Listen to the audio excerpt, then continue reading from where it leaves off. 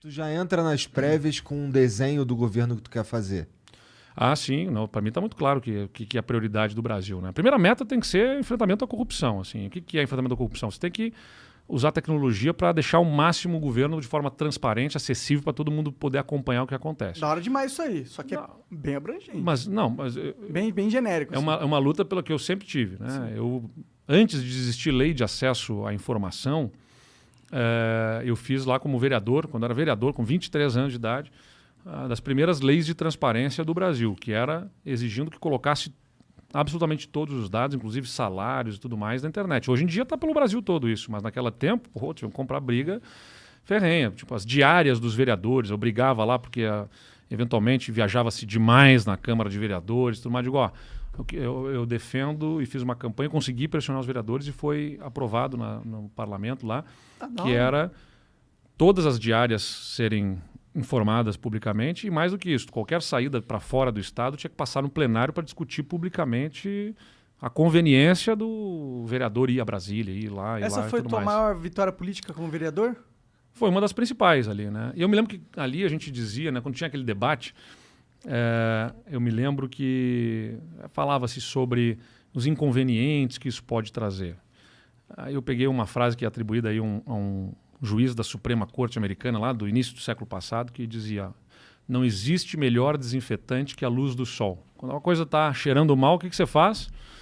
Bota, todo mundo ver. Bota no sol, né? Bota ali as claras. Então, o primeiro passo para combate à corrupção tem que ir ao extremo da transparência. Né? Gosto disso, concordo. Então, a minha determinação lá, o que mais pode ser feito, e você tem que ter dados abertos para que qualquer pessoa possa, um cara entrar lá, não só ver as informações, como ele possa baixar aquelas informações para ele trabalhar aqueles dados como ele quiser, para lançar numa planilha de Excel lá e, quero ver por valor, quero ver por assim, quero ver assim, quero cruzar com outras informações, que é permitir ter dados abertos. Então, enfim, acho que esse é um Isso é primeiro perfeitamente constitucional, não tem... Sim. E tem já está resolvido, assim. Já. Aí tinha uma discussão sobre... mas o salário do servidor, né? Isso gera um constrangimento, isso fere a intimidade, a privacidade dele. Porra, o cara é servidor público. Eu dizia o seguinte, cara, o que ele faz com o dinheiro dele é dele. sim. Não precisa saber, ninguém quer saber. Mas o patrão tem que saber quanto que paga pro funcionário. Exatamente. Então, até a hora que vai entrar o dinheiro na conta dele, esse dinheiro é público, entendeu? Então, a hora que fez o contra-cheque e tudo mais, esse dinheiro é público, a gente tem que saber. É bom pro próprio servidor, porque se tem um colega de trabalho que está ganhando indevidamente alguma coisa porque foi apadrinhado de um ou de outro, é bom para escancarar essas distorções também. Deve entendeu? ser muito difícil propor algo nesse sentido como presidente da República. Não, mas eu acho que você tem que ir empurrando na direção certa, entendeu? Você vai expandindo os limites aí do que era impossível, vai virando possível, cada vez você vai empurrando. Mas tá bem, então, mas a corrupção em si é importante, não é o grande mal, mas é um dos grandes males, tem que ser enfrentado. E aí, mas tá bem, vamos enfrentar a corrupção. Mas o que as pessoas querem de verdade? Eu digo que estar na política, né, fazer política, no final das contas, querer que as pessoas sejam mais felizes. É isso. Vamos dizer, uma síntese mais simples, quase que simplória, a gente quer que as pessoas sejam mais felizes. O que vai deixar as pessoas mais felizes? Num país que tem uma desigualdade brutal como o Brasil, você tem que combater desigualdade e gerar oportunidade. Teve uma entrevista que eu dei, se não me engano, para Gabriela Prioli, que ela me perguntou: você acha que é mais importante o ponto de partida ou a linha de chegada? Né, eu disse, o ponto de partida é mais importante, mas a gente tem que ter clareza. O que quer dizer o ponto de partida? Você tem que proporcionar meios decentes, dignos, iguais para as pessoas. Né? Então, você tem que dar uma boa escola, essa criança tem que começar a vida dela com a oportunidade de crescer. Mas não dá para fazer isso num governo só. Não, e é mais do que isso, né? Não tem uma partida, eu dizia, não tem uma partida por começar. Esse jogo já está rolando, já tem gente que ficou para trás. Você faz o quê com essas pessoas? Você não pode esquecer delas. Então, num país como o Brasil, que tem uma desigualdade gigantesca, o Estado tem um papel, sim, de inclusão e promoção com programas de políticas públicas, de transferência de renda, de programas de habitação, de investimento nas periferias para a gente melhorar a oportunidade e estender a mão para quem já ficou lá para trás. A gente está vivendo um mundo de revolução tecnológica também assim brutal, né? Ou seja, tem uma disrupção, tem uma... É a quarta revolução industrial, tá Total. vindo a inteligência artificial, robótica avançando pra caralho, todos os empregos aí estão sendo automatizados, advogado não vai ser mais advogado, porque vai ser tudo automático. Então você está trazendo um ponto que eu sempre também elenco aí como importante. A primeira revolução industrial lá, se você for olhar pela revolução industrial foi uma forma também simplória de ver, uma máquina, né, que tirou o emprego do artesão lá. Sim. Só que era fácil você pegar aquele artesão e capacitá-lo para que ele fosse para uma linha de produção, virar um operário para apertar um parafuso, né, para fazer uma tarefa repetidas vezes. O cara ia ficar lá fazendo uma tarefa repetidas vezes numa linha de produção. Só que o que a gente está vivenciando agora é que essa vaga de emprego desse operário está sendo tirada por um robô, né? Então tem um robô ali no lugar dele. Esse operário muitas vezes virou o quê? Motorista de aplicativo. Só que ali na frente o carro vai virar autônomo. Então essas pessoas, né, elas vão ficar cada vez mais à margem. Então tem duas coisas aqui que a gente precisa fazer. Primeiro, garantir que as novas gerações tenham as capacidades, as habilidades, a competência que esse novo mundo vai exigir delas. O que esse novo mundo vai exigir delas? O que vai se abrir de oportunidade? Né? Lá foi pegar o artesão e capacitar para ir para a linha de produção. Agora as vagas de emprego surgem para programadores, para ser codificador, analistas de dados, sistemas, gráfico, designers, exatamente. Analista, um monte de coisa. Bom, YouTuber. Isso, exatamente, também, né? Mas tudo isso exige habilidades, competências mais sofisticadas. Sim, né? tem que ter um entendimento de sociedade bem moderno. Exato. Que é difícil porque a gente tem uma população que está envelhecendo e que ela não vai se modernizar. Aí você pega um ponto que é fundamental. Em primeiro lugar, a população está envelhecendo. E o Brasil está com a sua população envelhecendo. O nosso bônus demográfico, né? Está acabando. Está acabando. Então a gente vai ter cada vez menos jovens e mais pessoas de mais idade, para não chamar de mais velhos. A velhice custa caro, ela tem que ser sustentada, você tem que ter... Custa caro, não estou reclamando de idosos aqui, não. O que eu estou dizendo Mas o você idoso, tem que ter saúde, sistema de saúde, previdência, né? Isso é natural. Você tem que sustentar. Então a gente não tem o direito de envelhecer antes de enriquecer. Tem que gerar riqueza nesse país. Só que para gerar riqueza, a gente tem que aumentar a produtividade. O país tem que ser capaz de produzir mais. Só que como é que a gente faz para produzir mais se a gente vai ter menos gente no mercado de trabalho? Né? E que o mercado de trabalho está mudando profundamente. Então você tem que ter capacitação dessa mão de obra para o que o mundo vai exigir. E o que é essa capacitação da mão de obra? Você tem que ter especialmente lá em todas as etapas de ensino, mas eu vejo uma prioridade também para o ensino médio, que tem que ter uma condição mais profissionalizante, entendeu? Um ensino técnico. Cara, que não precisa buscar na Dinamarca, na Noruega, na Finlândia. Tem bons exemplos no Brasil. E está no novo ensino médio, inclusive. Só que a lentidão e a falta de coordenação nacional... Quem está nos assistindo, muita gente não sabe o nome do ministro da Educação. Pode saber do da Saúde, fala da pandemia. Do meio para os outros. Por uma infelicidade ainda, né? Por tantos problemas aí. Mas, cara, nosso ministro da Saúde está em quarentena porque pegou Covid. Fora do país, né? Caralho, é impressionante. Não, mas também pode acontecer pegar Covid, né? Mas a questão... Acho que pode acontecer. Não cara, tem problema. Tá bom. Ele é ministro da Saúde, então ele é imune? Não, cara, é que o ministro da Saúde... Ele é um cara que, em tese, porra... Tinha que se cuidar. Tinha que se cuidar, pá. Mas é que o cuidado reduz, mas não elimina totalmente a para de puxar o saco do cara. Não tô puxando saco. Não, mas uma série de pessoas. Eu tive também o Covid, também me cuidando e tal, mas... né, você reduz a possibilidade de, mas não elimina 100%. O foda é ele mostrar o dedo do meio para as pessoas na rua. O que ele é? Um moleque... 14 anos. Mas, Monark, só para voltar na questão vamos voltar. da educação. Na verdade, a gente estava falando não, digo assim, como é que você... Né, não tem a coordenação nacional para a implantação desse novo ensino médio. Isso não está acontecendo no Brasil. Não tem coordenação nacional para porra nenhuma. Pois é. Então isso tem que ser prioridade. Tem que melhorar a oportunidade, porque senão, a cada dia que passa, é menos possibilidade de a gente conseguir incluir essas novas gerações para esse novo mercado de trabalho. Isso é urgente. Isso é urgente. Mas eu sabe o que eu tenho medo? Que talvez seja impossível. Porque a Revolução Industrial 4.0, quando ela vier mesmo, de verdade, quando tiver robôs que são capazes de fazer a mesma coisa que um ser humano é capaz de fazer, e ainda com uma inteligência artificial que é mais capaz que um ser humano médio consegue fazer, mas aí... como que você vai capacitar as pessoas para... Eu acho que tem que ser Sei lá, eu fico pensando se talvez uma renda básica universal Não, seja também, acho que é um necessário. caminho, você vai ter que discutir sem dúvida nenhuma isso. Só que, inclusive, para fazer. Então, você está trabalhando nas duas frentes que eu estou falando. Vou chamar você para discussão do plano de governo. Aí depois que já. Ó, A gente chama aqui você. a vou gente falar para o discute ao Aode, vivo. que é o cara que me ajuda a coordenar as discussões de conteúdo. Mas aí o que a gente tem que pensar? Preciso gerar oportunidades com agilidade. Só que como é que você gera oportunidade também se você tem boa parte dessa população extremamente pobre, né? Que aí entra a questão do combate à desigualdade. 17 milhões de crianças no Brasil estão dentro de regras internacionais, né, na análise do poder de compra dessas crianças, dessas famílias, né, estão abaixo da linha de pobreza entendido para um país como o Brasil. Tá? 17 milhões vivem com menos de R$460 por mês per capita, tá? De poder de compra. Então, a gente precisa combater fortemente a pobreza infantil. Por que eu estou falando da pobreza infantil? Porque o país tem mecanismos de proteção das pessoas de mais idade.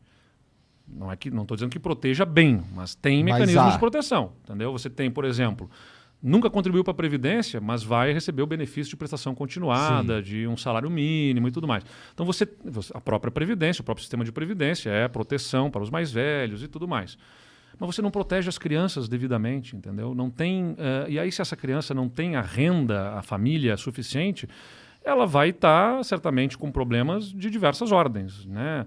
De acesso a material escolar, a alimentação que a deixa com desnutrição.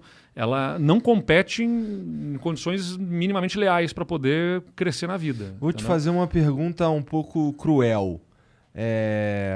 Isso não seria um incentivo perverso para as pessoas terem mais filhos? Não, mas aí você tem mecanismos para evitar isso. Não vai ter filho para poder ganhar uma bolsa. Não, não é assim, gente. Vai sim, vai não pra é caralho. assim. Não, não é assim. é uma pergunta. Eu entendo o ponto de Pra vocês. sua família, pra Não, minha família, não. na miséria máxima. Mas você tem mecanismos para você poder corrigir isso, evitar. Agora não é porque isso, então vamos abandonar, vamos. Não, pelo amor Entendeu? de Deus. Você não pode pensar o seguinte, não vou ajudar crianças porque senão eu vou estar incentivando famílias pobres a terem filhos. Você não pode. Eu fico na dúvida se o Estado tinha que fazer políticas públicas tão fragmentalizadas e focadas. Eu acho que talvez ele tivesse que fazer políticas públicas mais universais e que cumprissem a mesma função. Mas, Monarca, eu não vou conseguir.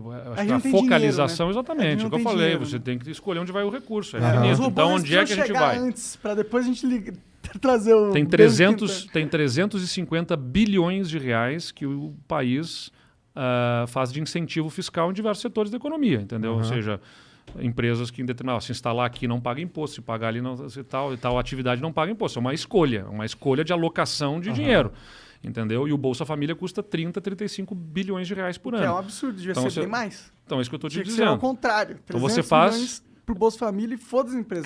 Você não consegue ganhar dinheiro? Então fala. Não estou defendendo foda-se as empresas, não. Acho que também não é assim. Eu acho que as o Estado empresas tem que garantir que a empresa vá bem.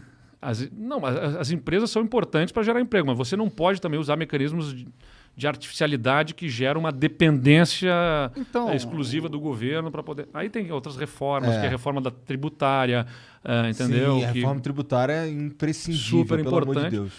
Porque tem dois custos na parte da tributação: o do imposto em si e o da complexidade do imposto. Sim.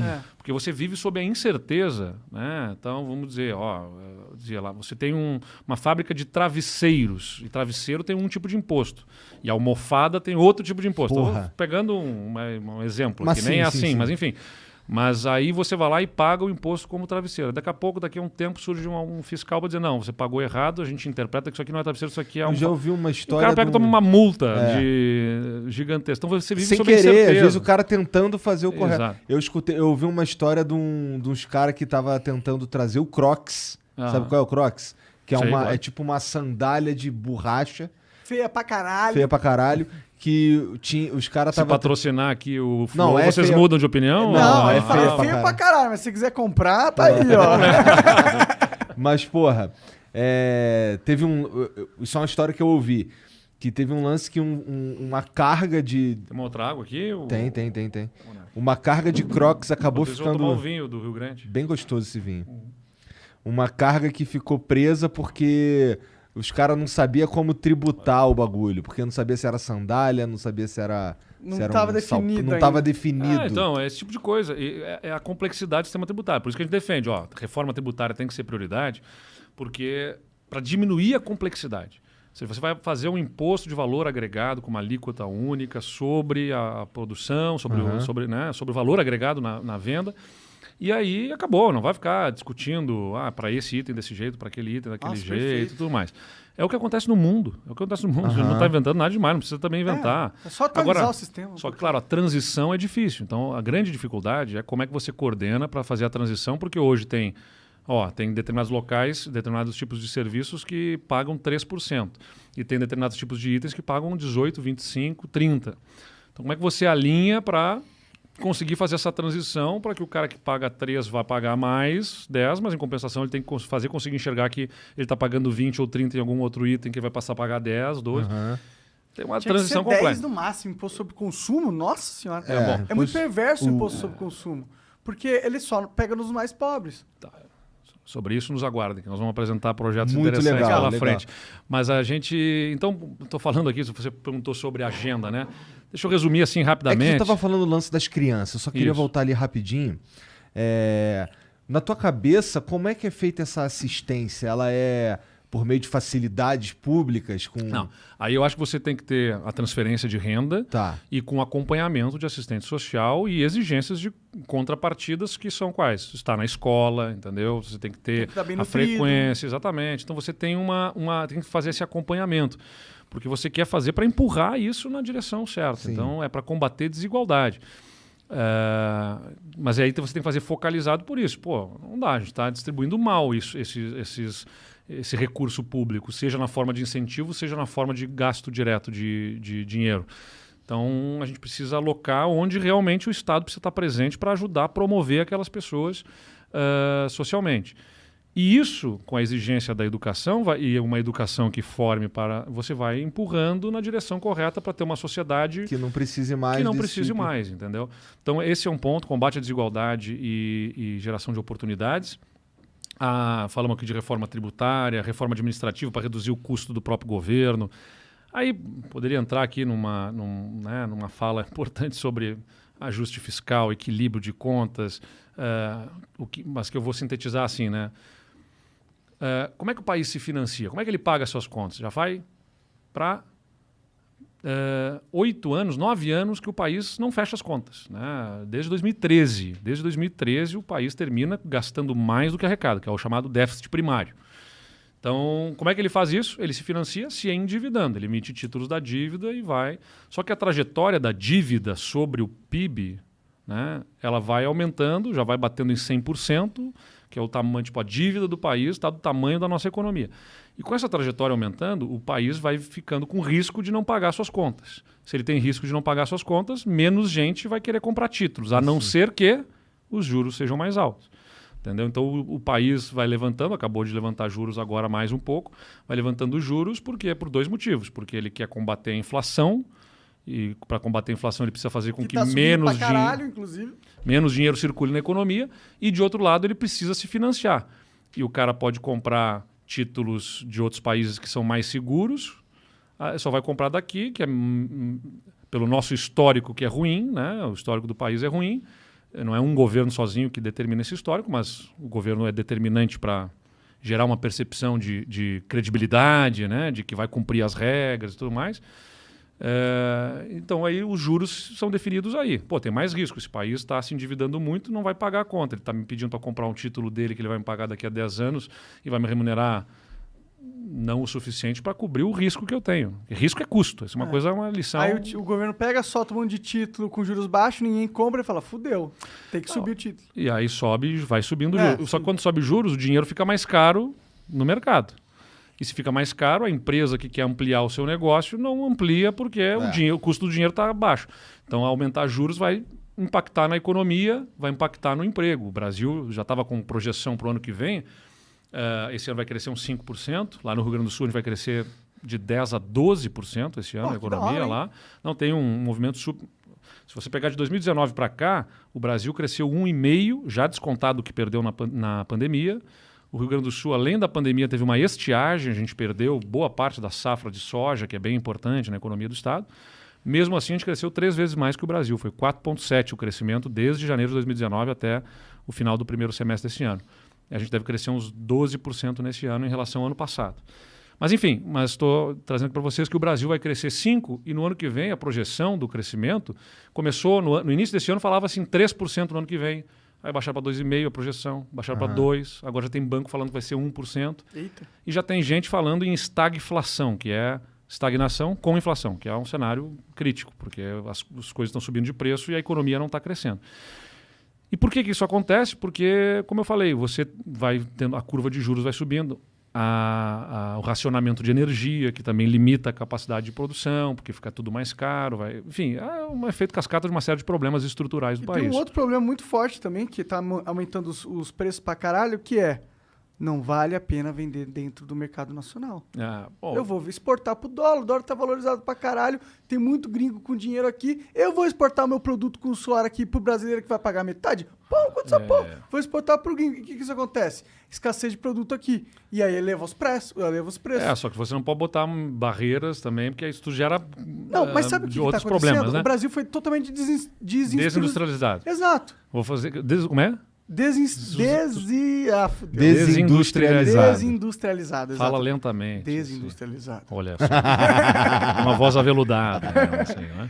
E o problema é, a gente só vai conseguir corrigir essa distorção quando valer a pena para vender no mercado interno.